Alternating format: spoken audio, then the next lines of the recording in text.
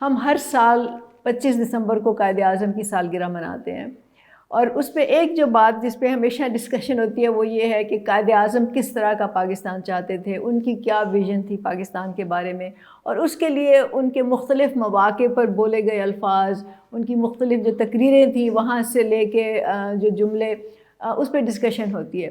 لیکن ہم یہ بھول جاتے ہیں کہ ملک اور قومیں، نظریات، خیالات یہ وقت کے ساتھ ساتھ بدلتے رہتے ہیں۔ 76 سال پہلے جو دنیا تھی وہ آج کی دنیا سے بہت مختلف ہے۔ اس وقت برطانوی سلطنت کا پوری دنیا پہ راج تھا، کولونیل نظام تھا، کہا جاتا تھا کہ برطانوی سلطنت جو ہے، برٹش راج جو ہے، اس پہ سورج کبھی غروب ہی نہیں ہوتا۔ لیکن پھر دوسری جنگ عظیم ہوئی اور برٹش راج پہ سورج غروب ہو گیا، اس کی جگہ امریکہ جو تھا وہ ایک سپر پاور بن کے اس کے طور پہ سامنے آیا۔ جب پاکستان آزاد ہوا اس وقت دنیا دو بلاکس میں تقسیم تھی، کولڈ وار کا دور تھا، اور اس وقت جو بھی فیصلے کیے گئے صحیح تھے یا غلط تھے وہ اب ایک تاریخ کا حصہ ہیں، اور ہمیں تاریخ سے کوئی پڑھنا بھی چاہیے، تاریخ سے سیکھنا بھی چاہیے، تاریخ کا تجزیہ بھی کرنا چاہیے، لیکن ہم تاریخ کے قیدی بن کے نہیں رہ سکتے۔ تو اس وقت دنیا بہت بدل چکی ہے، پاکستان جیسا بھی ہے، جس طرح بھی ہے، دنیا کے نقشے پر قائم ہے، اور اپنی 75 یعنی 75 سال کی جو سالگرہ ہے وہ منا چکا ہے۔ اب سوال یہ ہے کہ کیا پاکستان اپنی 100 سالہ سالگرہ منائے گا؟ کیا، اور وہ کیسے منائے گا؟ وہ کیسا پاکستان ہوگا؟ کیا ہم اس وقت بھی اسی طرح لنگڑا کے چل رہے ہوں گے، دھکے مار کے چل رہے ہوں گے؟ کیا مانگ ٹانگ کے چل رہے ہوں گے؟ کیا اس وقت بھی ہمارے جو لیڈرز ہیں وہ کبھی امریکہ کے پاس، کبھی IMF کے پاس، کبھی یورپ میں اور ممالک کے پاس، یا مڈل ایسٹ کے ممالک کے پاس جائیں گے امداد مانگنے کے لیے، قرضے مانگنے کے لیے؟ تو اگر ہم یہ نہیں چاہتے تو اس کا فیصلہ عام لوگوں کے ہاتھ میں ہے، کیونکہ ان سب کو تو ہم نے 75 سال میں آزما لیا ہے نا۔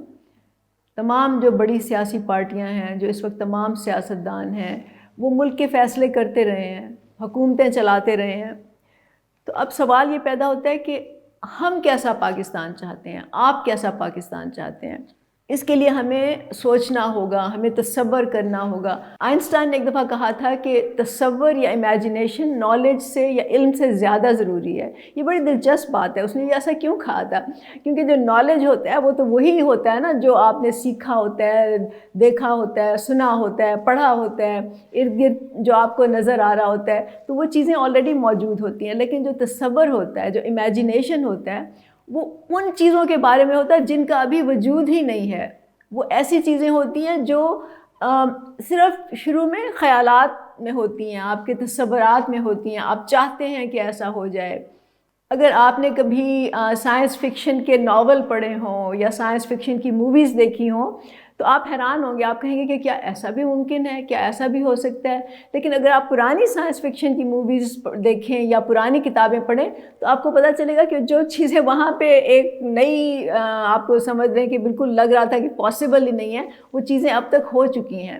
اور آرٹیفیشل انٹیلیجنس جو ہے وہ اب آپ دیکھ لیجئے اس کا ہی نتیجہ ہے۔ تو بہت سے لوگ کہتے ہیں کہ پاکستان بدل نہیں سکتا۔ اگر آپ ترقی یافتہ ممالک کی مثالیں دیں تو کہتے ہیں یہ تو پاکستان ہے، یہاں ایسا ہو ہی نہیں سکتا۔ اگر آپ وہاں کے نظام کی بات کریں تو کہتے ہیں کہ جی یہاں پاکستان میں تو لوگ لال بتی پہ نہیں رکتے، تو ایسا نظام کیسے بن سکتا ہے؟ اور یہ میں سمجھتی ہوں کہ یہ سب کم ہمتی کی، سستی کی اور جد و جہد نہ کرنے کے یہ بہانے ہیں۔ تو پاکستان کو ایسے لوگوں کی ضرورت نہیں ہے جو کہتے ہیں ایسا نہیں ہو سکتا، ویسا نہیں ہو سکتا، پاکستان کی تو بنیاد ہی جاگیرداری نظام پہ ہے، اس کو کیسے ختم کریں گے؟ وہ یہ بھول جاتے ہیں کہ جب امریکہ نے آزادی حاصل کی تھی 1776 میں، تو اس وقت وہاں پر بھی ووٹ دینے کا حق صرف سفید فام لوگوں کو، مردوں کو، ان سفید فام مردوں کو تھا جن کے پاس جائیداد ہوتی تھی۔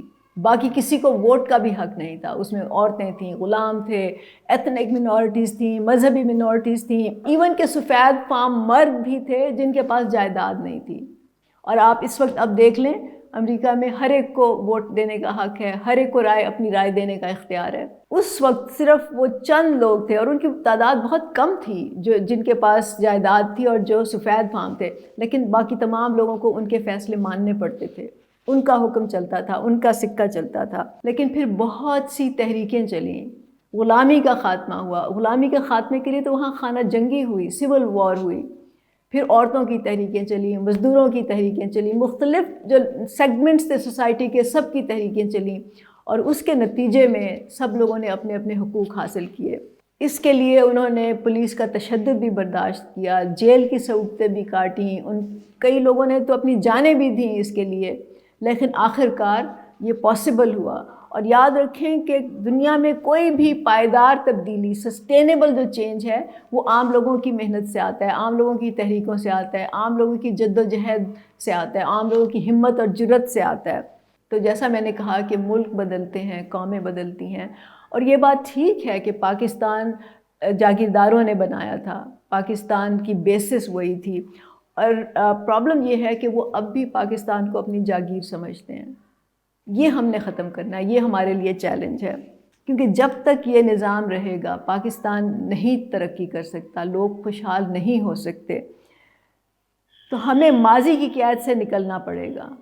تو اب آپ سے میں یہ کہتی ہوں، آپ امیجن کریں آپ کیسا پاکستان چاہتے ہیں، اور اپنے آپ کو صرف گلی محلے تک محدود نہ کریں، آپ اپنے آپ کو صرف جو آپ کی جسمانی ضروریات ہیں وہاں تک محدود نہ کریں، بڑا سوچیں، بڑی آپ کی ویژن ہونی چاہیے۔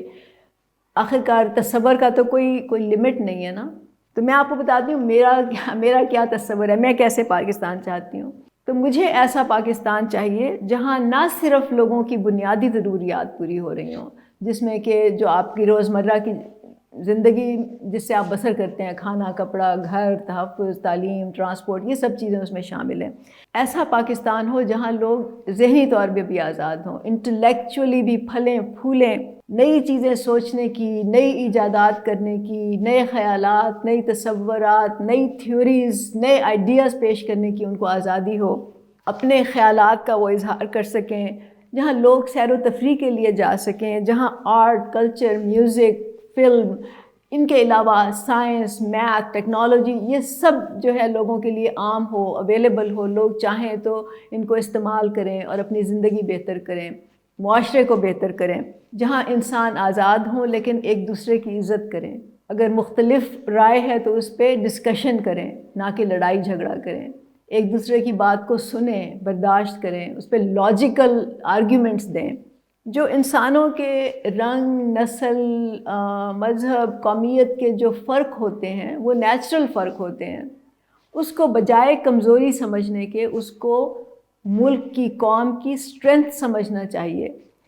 دیکھیں، امریکہ ایک ایسا ملک ہے جہاں پہ تمام دنیا کے لوگ آتے ہیں، جہاں تمام مذاہب کے لوگ آتے ہیں، جہاں ہر نسل، رنگ، فرقے، ہر زبان بولنے والے، ہر کلچر کے لوگ آتے ہیں، اور وہاں ان کو وہ سب کرنے کی آزادی ہوتی ہے۔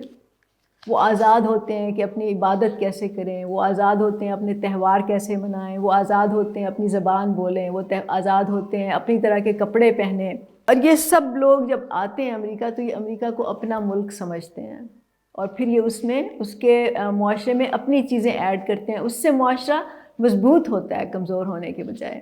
مجھے یقین ہے کہ اگر اس وقت اس ملک میں جو کم از کم جو میری ویڈیو دیکھ رہے ہیں اور بھی لوگ، اگر ان کو صرف ایک اشارہ کر دیا جائے نا کہ آپ کو امریکہ جانے کی اجازت مل گئی ہے، تو وہ اسی وقت ٹکٹ کٹائیں گے، چاہے ان کو ادھار لینا پڑے اس سے۔ تو اب آپ سوچئے کہ کیا آپ پاکستان کو ایسا ملک بنانا چاہتے ہیں؟ یہ آپ کا فیصلہ ہے۔ بہت شکریہ۔